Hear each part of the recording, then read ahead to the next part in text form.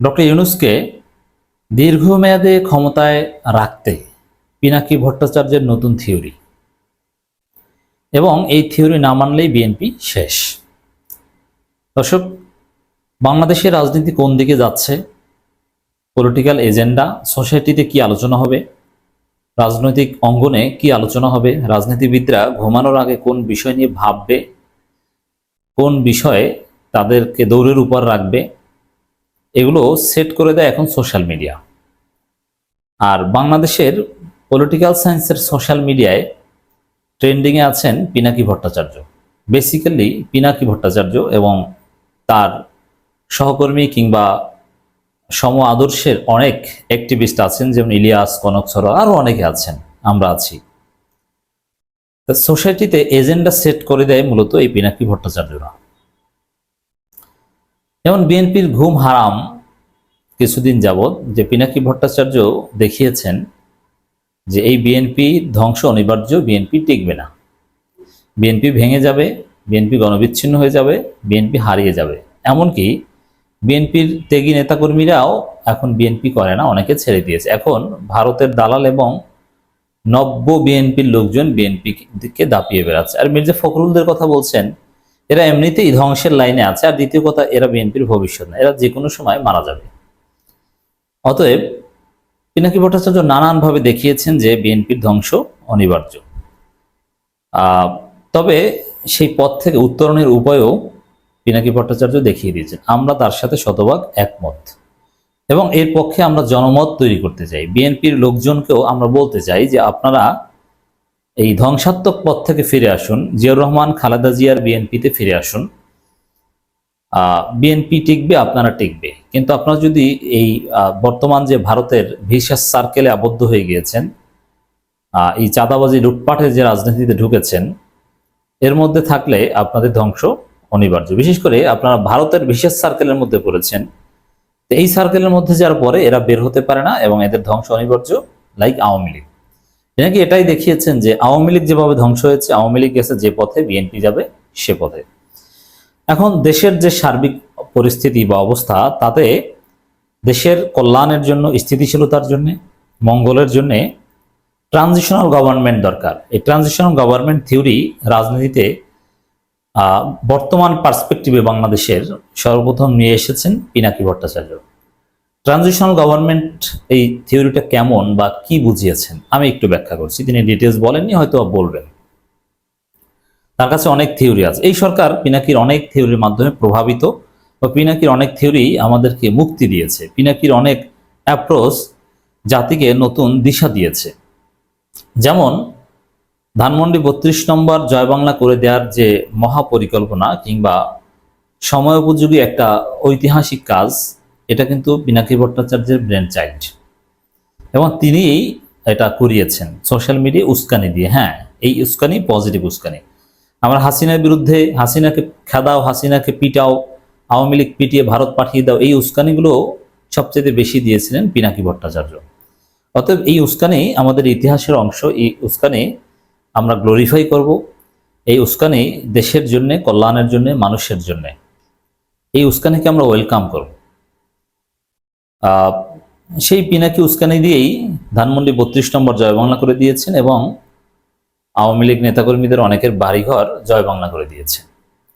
অতএব দর্শক, আর ধানমন্ডি 32 জয় বাংলা করে দেয়া এটা বাংলাদেশের রাজনীতিতে একটা পার্ট এবং ইতিহাসের গতি প্রকৃতির নির্ধারকও বটে।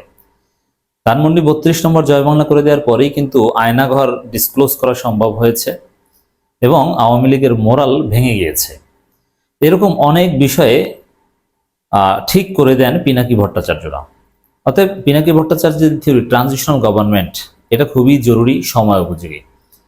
আমি মনে করি, এটা আমার ব্যাখ্যা, যেমন ডিসেম্বরে নির্বাচন হবে না, ডিসেম্বরে নির্বাচনে কোনো পরিবেশ নেই। প্রধান উপদেষ্টা যে কন্ডিশন দিয়েছেন তাতেই সম্ভব নয়। যেমন সুষ্ঠু নির্বাচন হতে হলে তো আইনশৃঙ্খলা পরিস্থিতি ঠিক থাকা লাগবে, পুলিশ ফাংশনাল হতে হবে, পলিটিক্যাল কালচার মোটামুটি সহনশীল হতে হবে। আমরা তো নির্বাচনের নামে লাশের রাজনীতি আর দেখবো না, দেখতে চাই না, এটা হতে দেব না। এটা ডিসেম্বরের মধ্যে এই পরিস্থিতি তৈরি করা আদৌ সম্ভব নয়। আর সবচেয়ে বড় কথা, যেটা প্রধান উপদেষ্টা বলেছেন যে ঐক্যমতের ভিত্তিতে নির্বাচন হবে। ডিসেম্বরের মধ্যে নির্বাচনে আওয়ামী লীগ বাদে কেউ রাজি নন, বিএনপি আওয়ামী লীগ বাদে কেউ রাজি নয়, এটা আমরা জানি। অতএব ডিসেম্বরে নির্বাচন হবে না। তাহলে ডিসেম্বর নির্বাচন না হলে কি হবে? বিএনপি তো কাউরি বাজিয়ে দিবে।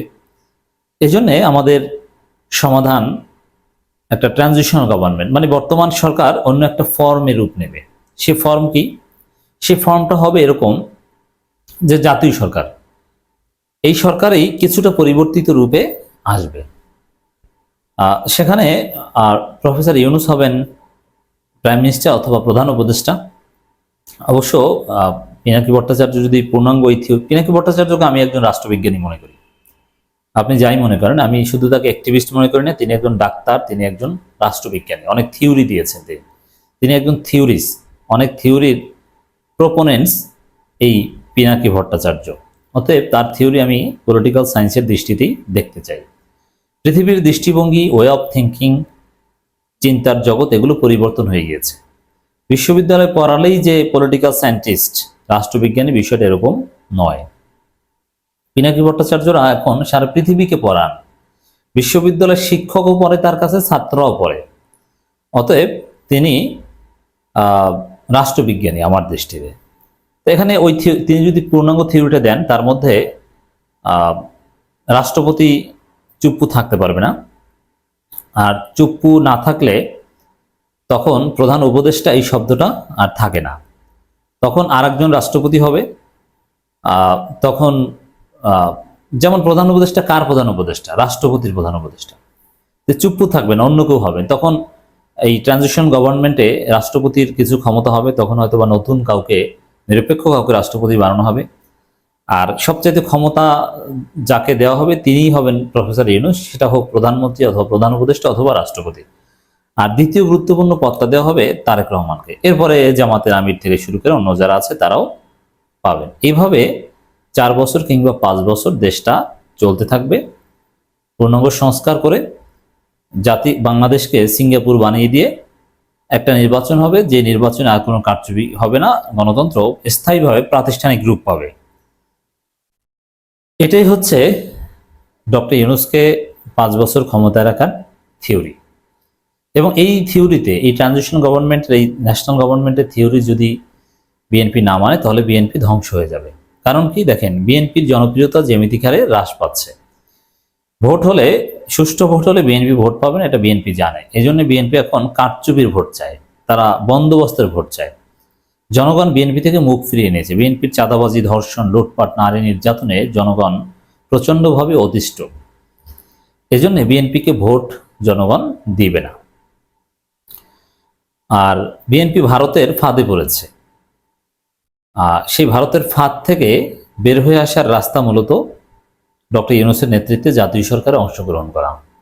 তাহলে কারো ফাঁদে আর থাকতে হবে না, ওই ফাঁদ থেকে বের হয়ে আসতে পারবে। তো সহজ হিসাব, যে বিএনপি যদি দ্রুত নির্বাচন চায় বা ডক্টর ইউনূসের বিরুদ্ধে দাঁড়িয়ে এভাবে, বা ডক্টর ইউনূসের বিরোধিতা করতে গিয়েও বিএনপি একটা কঠিন পরিস্থিতি পড়েছে, জনগণ বিএনপিকে আরো বেশি সন্দেহ করছে, যে কোনো সময় বিএনপিকে স্যাঁচা দিতে পারে, এরকম একটা অবস্থা, যে ডক্টর ইউনূসের পতন চাইতে আসছে আওয়ামী লীগের সাথে মিলে। তো এই যে একটা পরিস্থিতি, এই পরিস্থিতি থেকে বাঁচার উপায় ওই ট্রানজিশন গভর্নমেন্টে রাজি হয়ে যাওয়া, যে 5 বছরের জন্য ডক্টর ইউনূস দেশ চালাক, তারেক রহমান তার ডেপুটি হোক, বাংলাদেশ সিঙ্গাপুর হয়ে যাক, তাহলে বিএনপি টিকে যাবে। এবং ওই 5 বছর পরে যে নির্বাচন হবে সেখানে বিএনপি হয়তো ক্ষমতাও আসতে পারে। কিন্তু বিএনপির এখন যে চাঁদাবাজি, লুটপাট বা তাদের যে দখলদারের রাজনীতি, ভোট কারচুপি চেষ্টার যে রাজনীতি, এটা চলতে থাকলে বিএনপির ধ্বংস অনিবার্য।